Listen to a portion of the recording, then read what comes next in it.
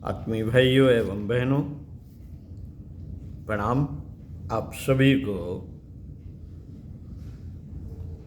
बहुत बहुत बधाई कि आप कुछ अच्छा पढ़ रहे हैं, अच्छा सुन रहे हैं और जीवन का आनंद ले रहे हैं। हमेशा स्वस्थ रहिए, प्रसन्न रहिए। आपको इसी क्रम में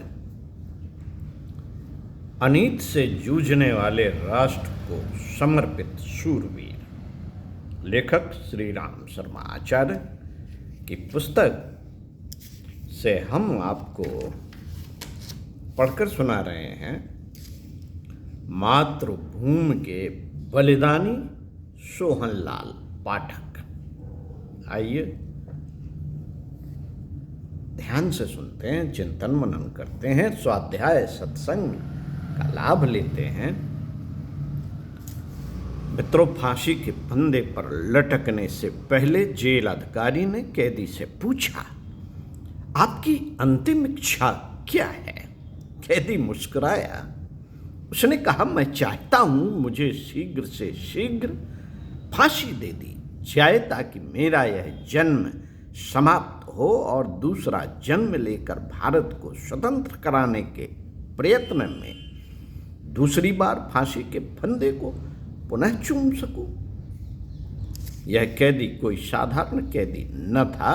किसी चोरी, डकैती या कत्ल करने के आरोप में जेल के शिक्षों में बंद न किया गया था, वरन यह देशभक्त था और देश को स्वतंत्रता दिलाने का प्रयत्न ही इसका अपराध था। नाम था सोहनलाल पाठक। मांडले की जेल 10 फरवरी 1916 की एक सुबह अमर शहीद सोहनलाल पाठक को फांसी के तख्ते पर चढ़ाया। जल्लाद उस निरपराधी को जीवन लीला समाप्त होते देख आंसू बहा रहे थे और पाठक अपने देश पर निछावर होने में प्रसन्नता तथा गर्व का अनुभव कर रहे थे। भला जिस देश में ऐसे बहादुर हों, उस देश की स्वतंत्रता को रोक भी कौन सकता था? सोहनलाल पाठक का जन्म सन 1883 में हुआ था। परिवार की आर्थिक स्थिति अच्छी न होने के कारण स्कूली शिक्षा से शीघ्र ही संबंध तोड़ना पड़ा और लाहौर के डीएवी स्कूल में केवल 21 रुपए मासिक पर शिक्षक का कार्य करना पड़ा। इस समय राजनीतिक क्षेत्र में ऐसी घटनाएं घट रही थी जिनकी उपेक्षा करना पाठक जैसे देशभक्त के लिए संभव न था। बंगाल का विभाजन, लाला लाजपत राय और सरदार अजीत सिंह जैसे नेताओं की गिरफ्तारी, खुदीराम बोस का बलिदान और मदनलाल ढींगरा द्वारा करजन पर गोली चलाना जैसी घटनाएं उनके कानों में पड़ती और अंग्रेजों द्वारा भारतीयों पर किए गए अत्याचार देखने और सुनने को मिलते थे तो उनका खून खौलने लगता था। सन 1908 में लाला हरदयाल इंग्लैंड से लौटकर लाहौर आए तो युवक पाठक का उनसे संपर्क बढ़ने लगा। इसी समय उन्हें एक पुत्र का पिता बनने का अवसर मिला। परिवार के लिए यह प्रसन्नता की ही बात थी, पर दूसरे ही क्षण वह समाचार भी सुनने को मिला कि पुत्र को जन्म देकर मां सदैव के लिए संसार से विदा हो गई और 1 सप्ताह बाद वह पुत्र भी भगवान का प्यारा हो गया। पाठक की उस समय उम्र ही क्या थी? घर वाले तथा मित्रों ने उससे विवाह के लिए बहुत जोर दिया था। उन्होंने साफ साफ कह दिया, ईश्वर मुझसे कुछ महत्वपूर्ण कार्यों की आशा करता है, इसलिए तो उसने उत्तरदायित्वों से मुक्त किया है। पाठक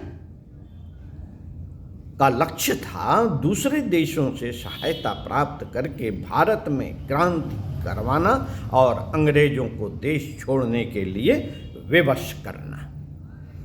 उस समय तक कांग्रेस पार्टी एवं गांधी जी पूर्ण प्रकाश में भी न आ पाए थे और उनकी गतिविधियां देश हित में तेज न हो पाई थीं। उस समय पाठक अपने छह साथियों को लेकर अमेरिका पहुंचे। भारतीयों के सहयोग से अमेरिका में गदर पार्टी की स्थापना की गई और एक गदर पत्र निकाला गया जिसका उद्देश्य भारतीय स्वतंत्रता के लिए वातावरण का निर्माण करना था। सन 1914 में विश्व युद्ध छिड़ गया। अंग्रेजों ने 2 लाख सैनिकों को भारत से बाहर युद्ध के लिए भेजा। इस अवसर पर क्रांतिकारी लाभ उठाना चाहते थे।